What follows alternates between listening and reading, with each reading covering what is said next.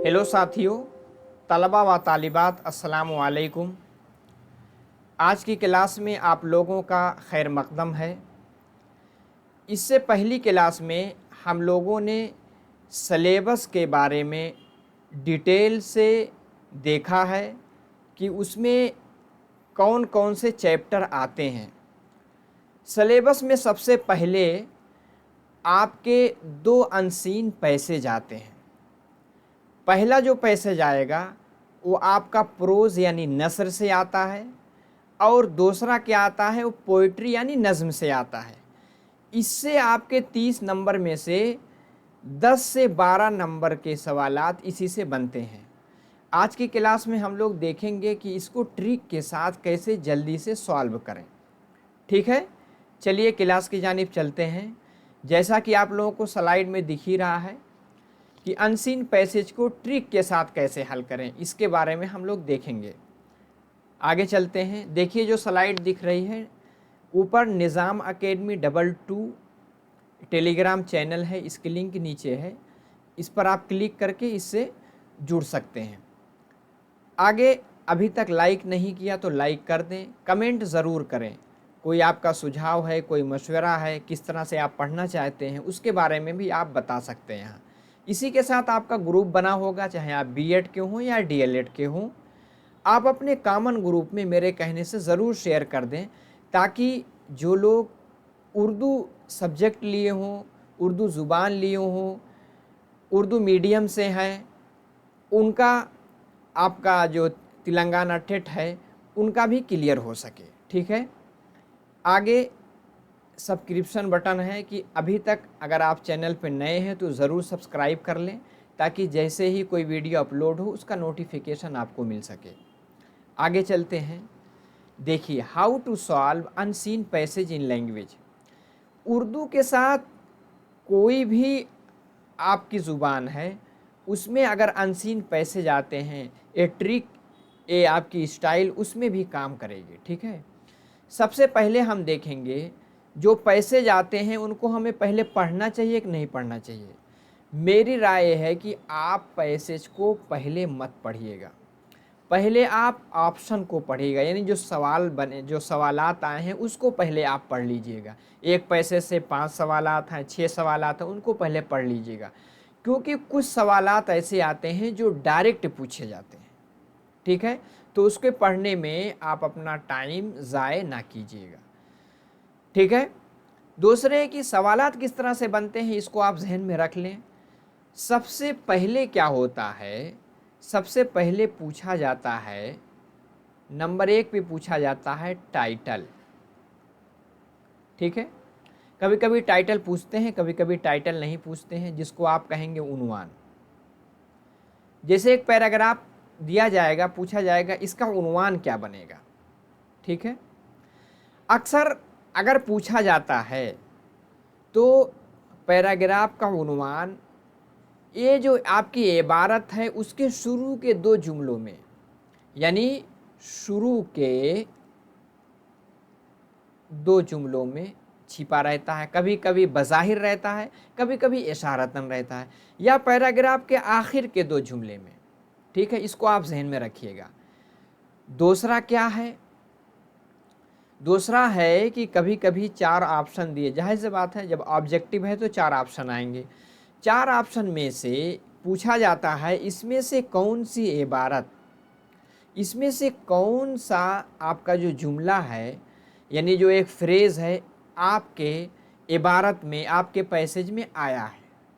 ठीक है, दूसरा सवाल इस तरह से आता है, ठीक है, कि इसमें से कौन सा आपके पैसेज में यूज़ हुआ है, यानी इस्तेमाल हुआ है। 2 हो गया। तीसरा क्या होता है, तीसरा ये होता है आपके कवायद यानी ग्रामर से, कवायद से,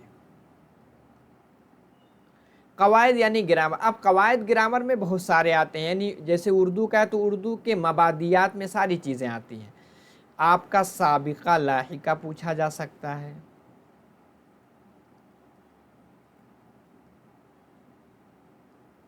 साबिका लाहिका किसको कहते हैं? साबिका यानी प्रीफिक्स, लाहिका यानी सफिक्स। ठीक है। इसी तरह कोई लफ्ज़ दिया जाएगा, वो आपके पैराग्राफ में रहेगा, उसका माना, लफ्ज़ का माना पूछा जाता है। ठीक है। और कभी कभी क्या होता है, कोई वाहिद है या जमा है, जमा है तो उसकी वाहिद, वाहिद है उसकी जमा, वो ऐसा लफ्ज़ होगा जो आपके पैराग्राफ में मौजूद होगा। और कभी क्या पूछा जाता है, कभी कभी आपके मुतरादिफात, मुतरादिफ, मुतरादिफ किसको कहते हैं? जिसको आप इंग्लिश में जानते हैं सिनोनिम्स। ठीक है, इसके बारे में भी पूछा जाता है। कभी कभी क्या है, मुतजाद, मुतजाद, मुतजाद का मतलब होता है जिद, जिसको आप कहते हैं एंटोनिम्स। ठीक है, 3 चीज़ आप समझ गए। आगे चलते हैं। चौथी चीज़ हमें क्या समझनी है इसमें? चौथी चीज़ ये समझनी होती है, आपका जो पैराग्राफ या तो किसी के सवानेह से होगा, यानी किसी की ज़िंदगी के बारे में बताया जाएगा कि कब पैदा हुए, कहाँ गए, कहाँ पढ़े, क्या क्या तालीम हासिल की, क्या क्या किताबें लिखी। ठीक है, इससे मुताल्लिक होगा। तो उसमें क्या होता है, आपका डेटा रहता है, डेटा रहता है। ठीक है, यानी तारीख़ दी रहेगी, इसी के साथ महीना दिया रहेगा, इसी के साथ साल दिया रहेगा। ठीक है, इससे मुताल्लिक पूछा जाता है कि किस सन में पैदा हुए, कौन किस महीने में, किस डेट को उन्होंने कौन सी किताब लिखी, किस डेट को कहाँ से फारिग हुए। इससे मुताल्लिक जो है आपके सवालात बनते हैं। आप ऑप्शन पढ़ेंगे, उसके बाद जब आप पैराग्राफ पे जाएंगे तो जल्दी से उसको हल कर सकेंगे। ठीक है। 5वां क्या आता है आपके, जो पैराग्राफ है किसी के ज़माने से है, या कोई कहानी है, या कोई हादसा से मुताल्लिक है, कोई भी है, उससे मुताल्लिक जो आपके पैराग्राफ में चीज़ें आई हैं, उससे मुताल्लिक जो कुछ इम्पोर्टेंट चीज़ें हैं उसके बारे में सवालात पूछे जाते हैं। ठीक है, यानी इक़्तिबास से मुताल्लिक, इक़्तिबास भी लिख के आता, कभी कभी इबारत है उससे मुताल्लिक। नंबर 6 पे क्या पूछते हैं, पूछते हैं जो पैराग्राफ पूरा दिया हुआ है, 8 लाइन, 6 लाइन, 7 लाइन, 10 लाइन का है, उस इबारत में कहना क्या चाह रहे हैं, उससे क्या पैगाम मिलता है, क्या पैगाम यानी क्या मैसेज आता है, इसका खुलासा क्या है, एक लफ्ज़ में आप बताइए, जिसको इंग्लिश में कहते हैं सेंट्रल आइडिया इसका क्या है। ठीक है, इस तरह के सवालात आपके बनते हैं। आगे चलते हैं। मैंने एक आपके सामने पैसेज लिया है, पैराग्राफ है। ठीक है, मुझे आपके तेलंगाना टेट का प्रीवियस ईयर का क्वेश्चन पेपर मिला नहीं। ठीक है, एक क्वेश्चन पेपर गालिबन सीटेट में का है। ठीक है, उसकी इबारत है, क्योंकि उसमें भी 15 नंबर के आते हैं, उसमें आप अगर दिए होंगे सीटेट, उसमें 15 नंबर के पैसे जाते हैं। ठीक है, एक नस्र के, एक नज़्म के, अगर पहला पेपर है, दूसरा है, तो दोनों आपके नस्र के आते हैं, आपको पता होगा। ठीक है, तो वहाँ से मैंने लिया है। अब देखिए, इसको हम पहले नहीं पढ़ेंगे, पहले किस पे जाते हैं, ऑप्शन पे जाते हैं। ठीक है, इसी तरह आप भी कीजिएगा तो आपका टाइम बचेगा। जैसे इन्होंने पूछा, अरबी फ़ारसी की इब्तदाई तालीम क्या है, प्राइवेट में हासिल की, कॉलेज में हासिल की, मकतब में हासिल की, यूनिवर्सिटी में हासिल की। एक चीज़ आपको पता है, इब्तदाई तालीम इंसान हमेशा मकतब में हासिल करता है, तो कुछ हद तक तो आप यहाँ जा सकते हैं। ठीक है, लेकिन आगे चलते हैं। दूसरा ऑप्शन क्या है, अब दूसरा सवाल क्या है, गवर्नमेंट हाई स्कूल फतेहपुर से। अब देखिए, गवर्नमेंट का हाई स्कूल का मतलब होगा जो मैट्रिक तक होते हैं, वहाँ से बीए तो पास हो नहीं सकता, क्योंकि हाई स्कूल तक स्कूल है, तो बीए कैसे पास होगा। आईए, ये भी गलत है। एमए कैसे पास होगा, मैट्रिक। यही ऑप्शन आपका सही होना चाहिए। ठीक है, दूसरा हम देख लेते हैं, वो एक कामयाब शायर, और इसके लिए हम पैराग्राफ देखेंगे। आगे क्या है, सरगर्म सियासतदां, और इसके बाद क्या है, उसके बारे में हम देखेंगे। फजलुर हसन हसरत पैदा हुए। अब देखिए आपका क्या पूछा गया, डेटा पूछा गया है। इसी तरह के आपके सवालात बनते हैं। डेटा यानी कोई एक तारीख पूछी गई, कब पैदा हुए। आप इसको देख करके ऑप्शन में जाएंगे, क्योंकि डेट या तारीख फट से आपको मिल जाएगी। ठीक है, आगे चलते हैं। दूसरे सवाल, जैसे ओह कलमी नाम जिसे शायर अपने शेर में इस्तेमाल करता है। देखिए ये ऐसा सवाल पूछा गया कि अगर आप कुछ उर्दू के मबादियात यानी उसके जो उसूल, उसके ग्रामर, उसके जो कवायद उसको जानते हैं कि लक़ब किसको कहते हैं, तखल्लुस किसको कहते हैं, ख़िताब किसको कहते हैं, तो आप बग़ैर ही इबारत पढ़े इसको हल कर सकते हैं। देखिए कलमी नाम जिसको शायर अपने शेर के, जाहिर सी बात है शेर के आखिर में यूज़ करता है, उसको इस्तेमाल करता है, उसको क्या कहते हैं, तखल्लुस ही कहते हैं। ठीक है, पहुँच गए हम बगैर देखे। लक़ब क्या होता है आपको पता है, जब कोई आदमी किसी फील्ड में, किसी मैदान में अच्छा काम करता है तो उसको एक लक़ब मिल जाता है। जैसे आप देखेंगे सचिन तेंदुलकर खेल में बहुत अच्छे थे, क्रिकेट में उनको क्या कहा गया, मास्टर ब्लास्टर। ठीक है, तो इसी तरह यानी जैसे सरोजनी नायडू को क्या कहा गया, बुलबुले हिंद। तो इस तरह से लक़ब जो उनकी खूबी की वजह से, जैसे बाबाए उर्दू। ठीक है, तो ये सब क्या है, लक़ब है। ख़िताब क्या है, गवर्नमेंट यानी हुकूमत, उनको कभी कभी उनके अच्छे काम की वजह से कोई ख़िताब से नवाजती है। ठीक है, जो गवर्नमेंट के ज़रिए दिया जाता है उसको हम ख़िताब कहते हैं। ठीक है, जैसे किसी को भारत रत्न दिया गया, जैसे सर सैयद अहमद ख़ां को सर के ख़िताब से नवाजा, किसने, अंग्रेज़ों ने दिया था। तो जो गवर्नमेंट यानी हुकूमत के ज़रिए दिया जाता है उसको ख़िताब कहते हैं। इससे मुताल्लिक़ था इसलिए मैंने बता दिया।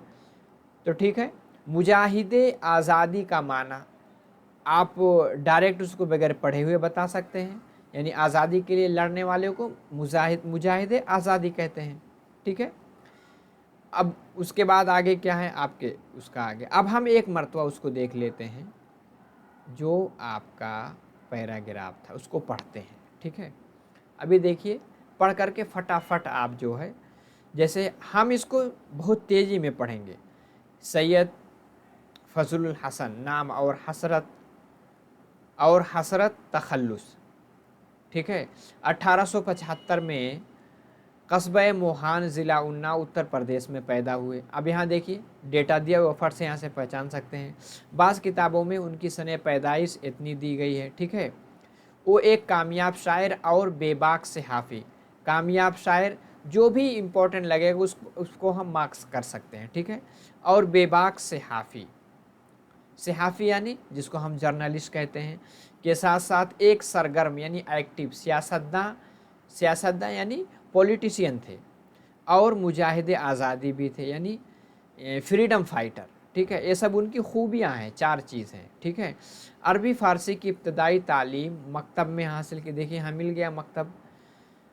1899 में मोहम्मडन एंग्लो और ओरिएंटल कॉलेज, जो कि आज क्या है अलीगढ़ मुस्लिम यूनिवर्सिटी, में दाखिला ले लिया। ठीक है, तो यहाँ से सवालात बन सकते हैं। हसरत 12 साल की उम्र में शेर कहना शुरू कर दिया। पूछ सकते हैं कितनी उम्र में शेर कहना शुरू किया था। ठीक है, समझ में आ गया। तो आप पहले ऑप्शन पढ़ लीजिएगा, उसके बाद इबारत फटाफट पढ़ लीजिएगा। ठीक है, तो आपका टाइम बचेगा। अरबी फ़ारसी की इब्तदाई तालीम जाहिर सी बात है मकतब में हासिल की। गवर्नमेंट हाई स्कूल फ़तेहपुर से, हाई स्कूल है तो क्या होगा, मैट्रिक पास ही करेगा। कुछ कॉमन सेंस भी हम यूज़ कर सकते हैं। वो एक कामयाब शायर और क्या थे, बेबाक सहाफ़ी, जाहिर सी बात है उसमें आया है। सरगर्म सियासतदां और क्या थे, मुजाहिदे आज़ादी भी थे। ठीक है, क्योंकि फ्रीडम फाइटर भी थे। आगे क्या है, फजलुल हसन हसरत पैदा हुए। कहाँ पैदा हुए, कब पैदा हुए, हमने उसमें देखा था 1975 में। वो कलमी नाम जिसे शायर अपने शेर में इस्तेमाल करता है उसको क्या कहते हैं? तखल्लुस। ठीक है। मुजाहिद आज़ादी का मतलब क्या होता है? आज़ादी के लिए लड़ने वाला। कुर्सी के लिए थोड़ी लड़ेगा, घर के लिए लड़ने वाला, स्कूल चलाने वाला, तो यही होगा। देखिए, इसी तरह के आपके अनसीन पैसे जो आपकी किताब यहाँ चलती है, ठीक है, तेलंगाना गवर्नमेंट में हाई स्कूल में या क्लास 7th की, 4th की, 5th की, 6th की, उसमें से कोई एक पैराग्राफ किसी की ज़िंदगी के बारे में कुछ पूछा जा सकता है, लेकिन इसी से मिलता जुलता होगा। जैसे मैंने यहाँ जो आपके सामने पेश किया, ये किसी की ज़िंदगी से मुतालिक है।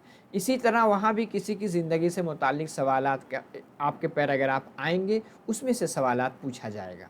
दूसरा ये कि आपका शेर, आपकी जो किताब में कोई भी शेर उठा करके उसके 5 लाइन 10 लाइन दे दी जाएगी, उससे सवालात बनते हैं। जैसा कि आपके सामने एक शेर मौजूद है, एक नज़्म है, आप देखते हैं इस नज़्म में बहुत सारे अशार हैं। क्या है? मुस्कुराओ खुशी की बात करो। उस वैसे अशार को एक मरतबा पहले पढ़ लीजिएगा, तो क्योंकि अशार थोड़ा सा मुश्किल माने जाते हैं। मुस्कुराओ खुशी की बात करो, रोने वालों हंसी की बात करो, ये अंधेरे के तस्करे कब तक, दोस्तों रोशनी की बात करो। अहले महफिल उदास बैठे हैं, अब कोई दिल लगी की बात करो। बात जब है कि दुश्मनों से भी जब करो दोस्ती की बात करो। फूल मुरझा गए तो क्या गम है, खिलने वाली कली की बात करो। ठीक है, हम ऑप्शन देखते हैं। एक मरतबा पहले ऑप्शन आप देख लीजिएगा। ठीक है, कभी कभी ऑप्शन एक मरतबा 6 सवाल 7 सवाल उसको पढ़ लीजिएगा, उसके बाद शेर पढ़िएगा। ठीक है। शायर किसके तस्करे ना करने की बात कर रहा है? आपको मालूम है, अंधेरे के तस्करे की। ठीक है, आगे क्या था? शायर दिल लगी की बात करने की क्यों कह रहा है? बताइए।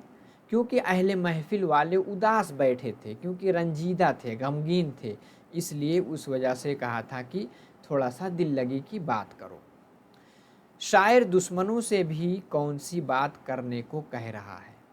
बताइए। वो कहा था कि दुश्मनों से भी हम दोस्ती की बात करो। ठीक है। फूल मुरझा गए तो क्या, आगे क्या था? गम है।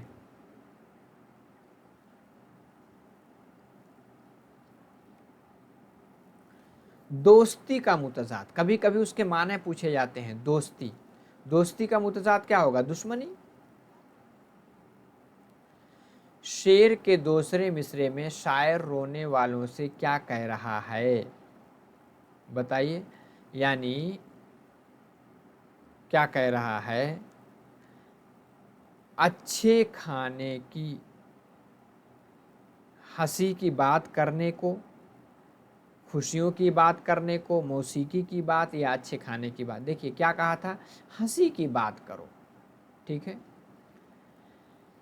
और आपके जो पैराग्राफ आएंगे, आपके जो अशार आएंगे, उसमें से कुछ सवालात आपके इल्म उरूज, इल्म बयान, इससे भी पूछे जाते हैं।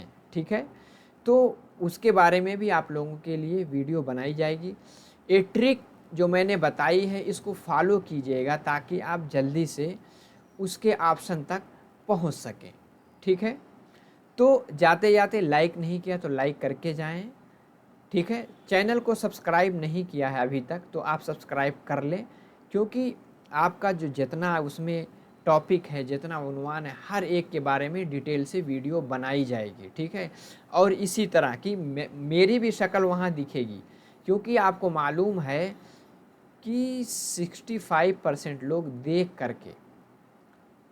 करके पढ़ना पसंद करते हैं, यानी जो पढ़ा रहा उसको भी देखें, और उसी के साथ 30% सुन करके, तो मिला करके आपके कितने हो गए? 95% लोग इसी को पसंद करते हैं। तो अगर आपको चैनल अच्छा लगा तो आप क्या करें? सब्सक्राइब ज़रूर कर लें, शेयर कर दें, कोई कमेंट है, कोई सुझाव है वो भी दें।